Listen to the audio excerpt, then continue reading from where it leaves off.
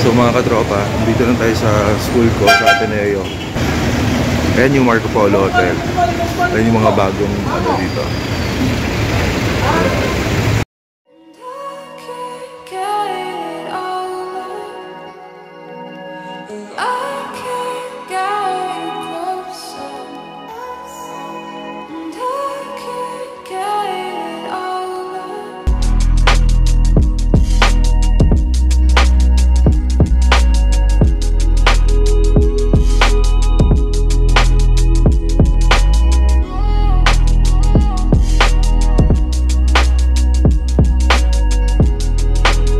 Katropa, magandang araw sa inyo. Samahan niyo ako ngayon, alis tayo.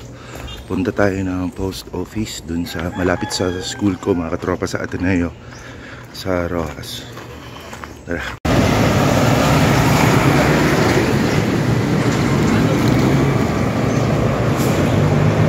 A few moments later.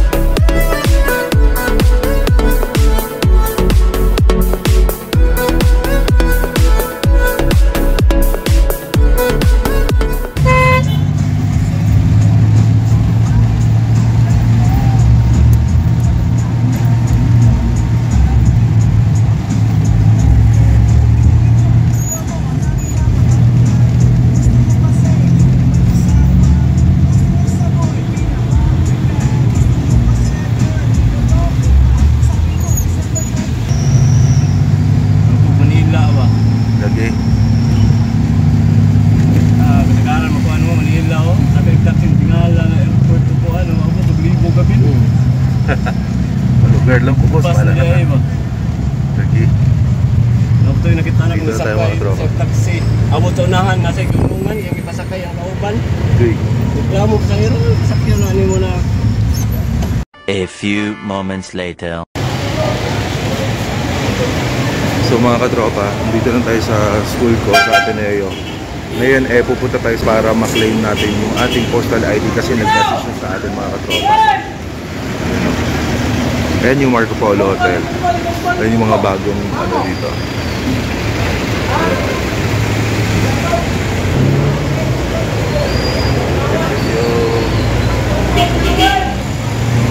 Punta tayo sa post office, mga katropa.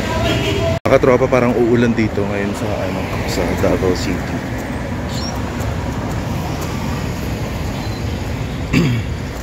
Hindi pa ako nakapag-breakfast tsaka lunch, mga katropa. Anong oras na ba ito?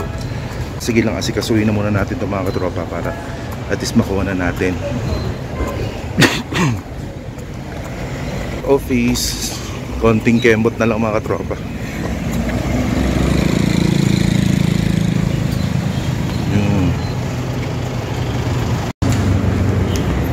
Dito na tayo, mga katropa. Window 50.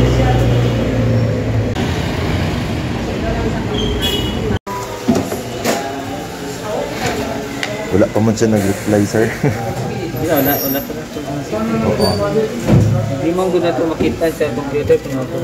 Lagi. Kani sir, pangalan niyo sir, tip name, pero may baba. Okay. Salamat, sir. Thank you so much. Yes, nandito na ang ating renewed ID, mga katropa. yung kasama natin, si Mads K, hindi pa nagre-reply. Kailangan ko matanong sa kanya yung number para mabigay na rin yung ID niya. Check natin kung dumating na, mga katropa. So later mag-unbox tayo ng sobre, mga katropa, para makita ninyo ang ating ID. Available na rin yung ID. Pumasok muna ako sa CR saglit, mga katropa. Tapos na post na ako. Ito. Habang inaantay natin yung reply ni Mads K. So nag-short lang outfit of the day, mga katropa. Sapatos na walang medyas, pero meron ako yung maliit, yung parang ano lang, yung foot sock. And then short pants, and ito. So mga katropa, uwi na tayo. Hanap ulit ako ng masasakyang jeep. Pero alam niyo na gutom na ako. Pwede na siguro akong kumain muna dito. Kaso baka mahal, mga katropa. Tapos nagsaing pa naman ako sa bahay. Pero pwede, bibili na lang ako ng ulam. Yung ulam na lang, mga katropa. Kasi may kanin naman na din ako. Hanap tayo dito sa loob. Meron dito kainan sa loob. Parang mga katropa, arcade. So tignan natin kung may kainan dito. May food court. Pero parang limited ata ang food stations na meron dito, mga katropa. Ayun o, Royce Bite Food Hall. Ulam na lang bibilin ko, mga katropa. Wala, mahal, mga katropa. 100 plus yung isang serve. Ganda o. Yan, mga damit-damit. Grabe, hindi na ako bumili doon. 100 plus, mga katropa. Labas tayo. So this time, mga katropa, hanap tayo ng masasakyang jeep pabalik sa atin, mga katropa. Sabi nung guard sa akin, sa may Jollibee daw ako magbabantay ng sakayan. Hindi ko alam asan yung Jollibee dito. Ay, ayun. Ayun, mga katropa. Ayun yung Jollibee. Diyan tayo magbabantay, mga katropa. So mga katropa, ang dami ng jeep sa tawid. Diyan sa harap ko, pwede ko na actually tawirin, kaso hindi po pwede kasi hindi tayo nasa tamang tawiran. Sa malalaking lungsod, mga katropa, sa mga big cities, hindi tayo basta-basta pwedeng tumawid. Tsaka syempre para sa safety na rin natin. So, at tsaka baka ma-jaywalking tayo, mga katropa, kailangan ang tamang tawiran. Kaya yan, dyan tayo tatawid, mga katropa, para makalusot tayo dun sa kabila. Okay.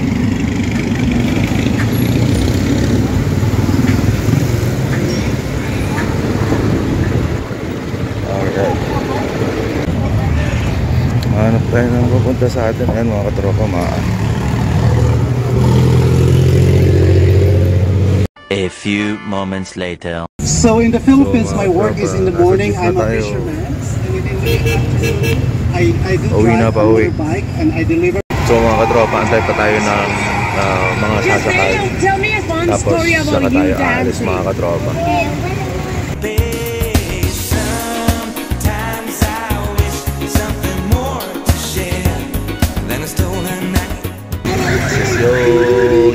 Yo.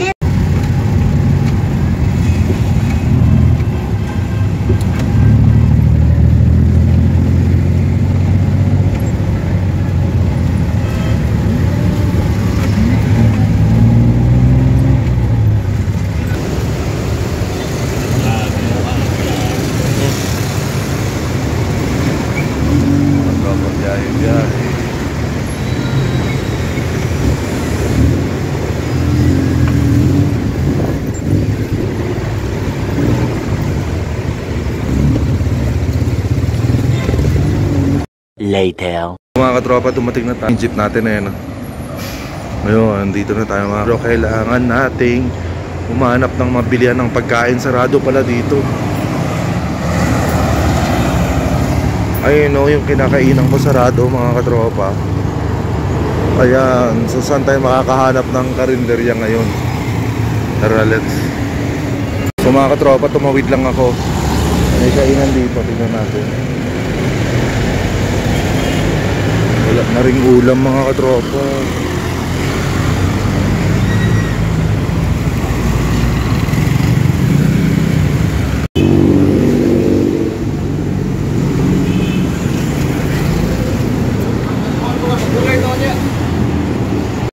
katropa, may isda. Ayan, hotdog. Dito lang ako nakakita sa gilid mga katropa. Dito sa crispy fried chicken. Ayan. Gusto ko maggulay, kailangan ko ng gulay. Gulay tayo mga katropa, tsaka yung isda.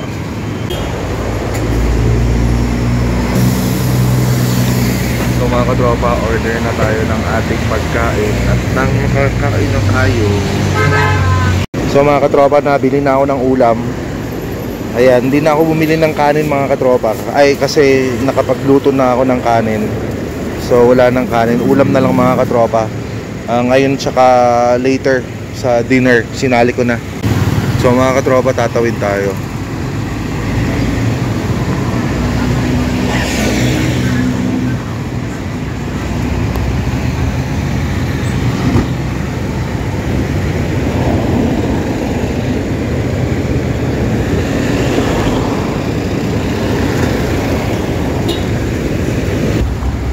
Ayun na mga katropa, nakatawid na tayo. Grabe sikipan dito sa Davao.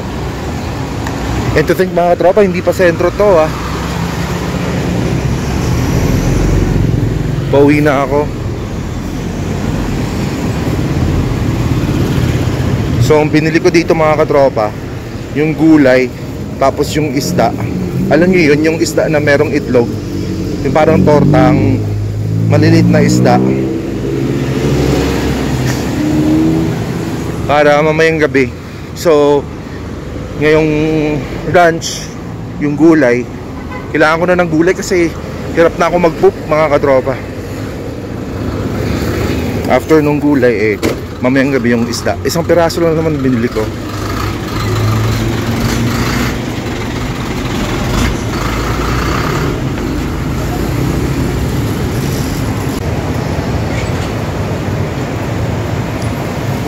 Gotcha. Uwi na tayo.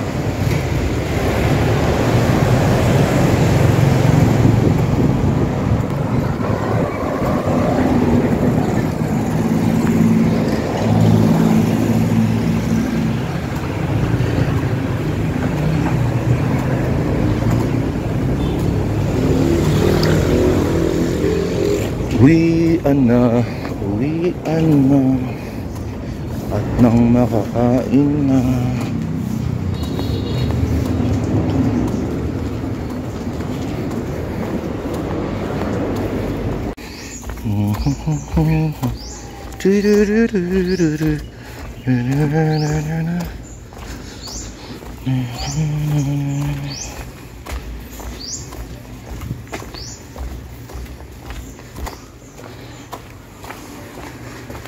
Bili tayo ng yelo mga katropa kay mami. Mami. Ganda oh. Min, pabili ako ng yellower. Tapos, ano po? Yeah, mga katropa, dumating na tayo. Okay. So, mag-ready na tayo para makakain na tayo ng ating breakfast and lunch, brunch. Okay lang. Friend, gusto naman diya? No, nag-jeep ko. Hindi, ano pa? Nga pagkuan, pag diretso naman yun. Tapos kikan dito, mas luag dito, babalik diri. Thank you, friend. This is you. Mga katropa, silipin muna natin ang ating sinampay. Hala, ang aking meds ay kung saan-saan na lang. Parang uulan mga katropa, tignan natin kung nag-dry na rin kahit papano. Para pwede na natin siya ipasok dito, tapos dito na natin isasampay mga katropa. Kasi baka maabutan ng ulan. Let's check.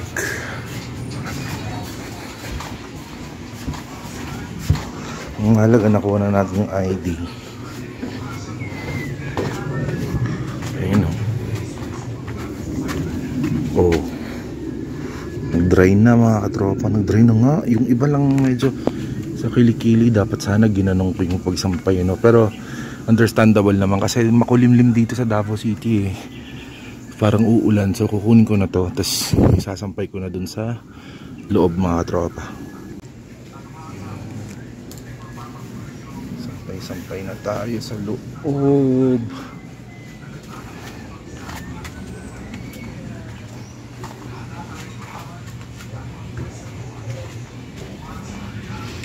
Para wala na akong alalahanin, okay lang kahit na umulan na or uulan pa, kasi nakuha ko na yung mga damit, hindi na ako magkasya sa pinto. Yes. Since may konting ano pa mga katropa, parang malamig-lamig pa ng konti.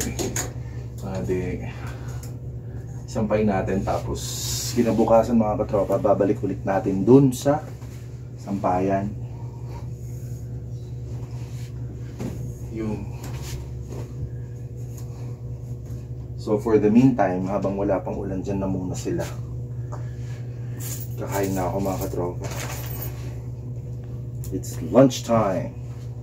Breakfast and lunchtime. Brunch. Ayun yung kanin ko, pero mag-switch on muna ako ng electric fan kasi mainit naman mga katropa eh.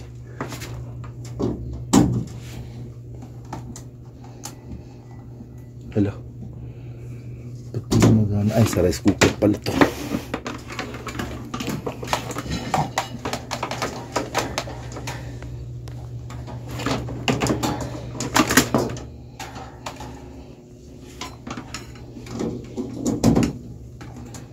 Yun.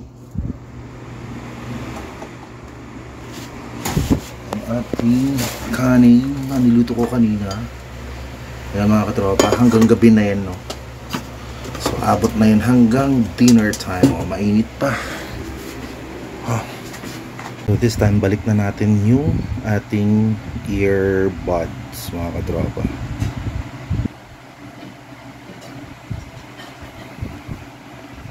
Kasi para makapag-charge talaga siya.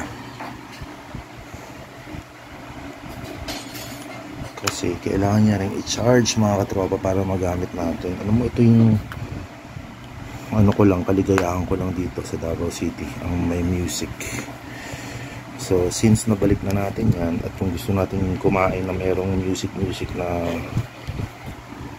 background, eh ito may speaker din naman ako para sa music mga katropa. Sorry, sinisinok ako. Yan. Anyway, so pakita ko muna sa inyo mga katropa. Ayun, nakuha ko na yung ating postal ID. Actually meron na ako, kaso paso expired, kaya ako nag-renew at saka kailangan to sa work mga katropa. Hinihingi ng company to sa akin. So bubuksan na natin mga katropa and we'll see our brand new postal ID.